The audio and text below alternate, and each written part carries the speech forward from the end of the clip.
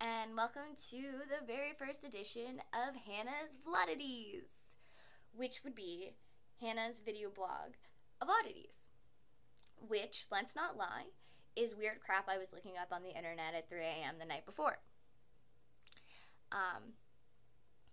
So, let me give you a big disclaimer right now that I'm not going to cite or source anything like too well. Again, stuff from the internet. So if there's anything that I say, don't hold me responsible. I'm not saying that any of what I'm about to tell you is true. I'm just saying that it's some stuff that I looked up. I do try to look for scholarly sources. Don't get me wrong, like, I can cite. I just graduated university from art school.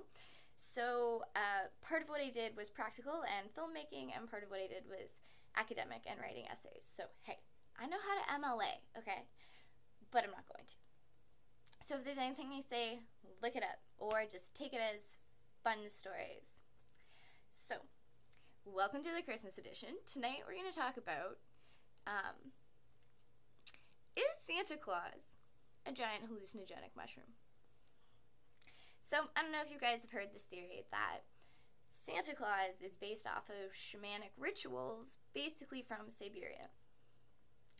Now, I think it's pretty, safe to say that we all know that Christmas traditions are highly adapted from pagan and Wiccan traditions and winter traditions and stuff like that. You guys can go look up all of that stuff. It's really interesting too, but I'm just going to focus on Santa. So, the idea is that the propagation of the Santa Claus figure is an analogy for tripping on magic mushrooms, basically. So, the mushroom that we're specifically talking about is the, oh my goodness, I have to look, I'm sorry. The, Amanita muscaria. It's the red and white toadstool that is commonly associated with, fairies and mystical beings out in the forest, because it's a hallucinogen. So it'll make you trip. So the idea is that these mushrooms grow up in the north, and in places like Siberia and Finland, I believe, and other places in the northern hemisphere. And basically, if you want to look at it as a basic metaphor, you have this little white and red character who brings about good cheer and good times and festive fun. That's the basic idea. So the idea that the color scheme was adapted from the mushroom would be the most obvious, evidential point for that. But if you look a little bit deeper, there's a little bit more to it. So the place that these mushrooms grow is underneath pine trees. They actually have a system where they have a symbiotic relationship with the root system of coniferous trees, and so that's where they grow. So the idea of putting these Christmas presents underneath a coniferous tree, according to this theory, is from that practice of where do you find the good times? Underneath the evergreen tree. So, shamans and other religious figures would go out and search out these Amanita muscaria, I can say it, and use them. And there's even some evidence to show that anecdotal, and I'd have to look it up. That snowfall would often cause that doors to be stuck after long ventures going out to collect the mushroom, and so when the collectors came back, they would actually have to go in through the smoke hole or the chimney to deliver the goods.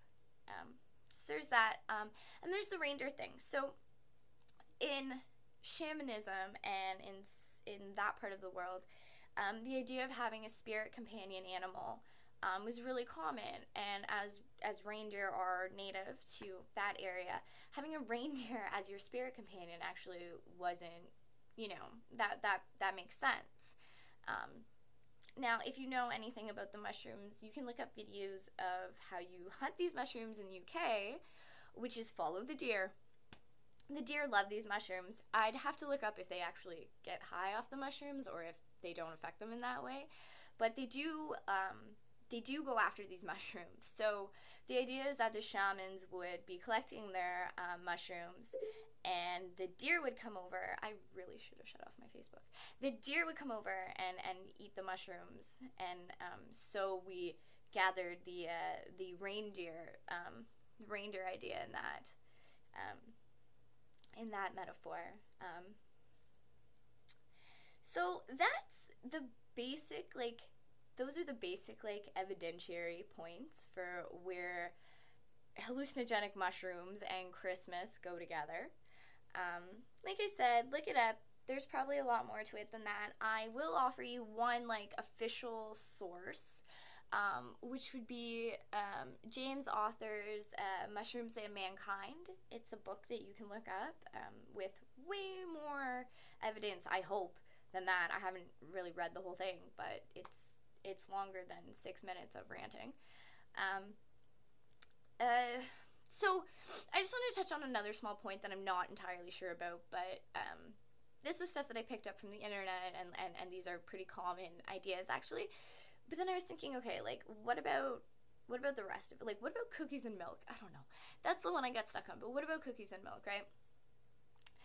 So now I'm just spewing from my own brain, but the only thing that I can think about with that would be that milk has a, like, long history and folklore tradition of being a detoxifier or a cure for poison.